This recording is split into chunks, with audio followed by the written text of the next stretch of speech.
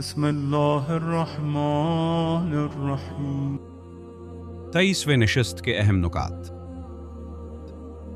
اگر ہمیں امام زمانہ کے بارے میں زیادہ معرفت اور سمجھ حاصل ہو جائے تو ہمیں صرف دعا میں ہی نہیں بلکہ ظہور کے بارے میں امید بھی زیادہ ہونی چاہیے، بلکہ ظہور کے ہونے کے سب سے چھوٹے امکان سے بھی مومنین کے دل ہل جانا چاہیے۔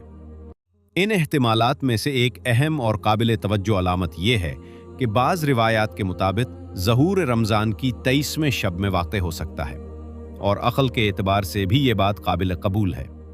عقل کے مطابق ظہور کے وقت کو قطعی طور پر معلوم کرنے کے لیے لازمی نہیں کہ خاص نشانیاں مقرر ہوں، لیکن اگر ہم ان ممکنہ علامات کی پرواہ نہ کریں تو یہ ظہور کے معاملے میں بے ادبی ہوگی۔ ان معقول احتمالات کا احترام کرنا انسان کے ایمان کی گہرائی کو ظاہر کرتا ہے۔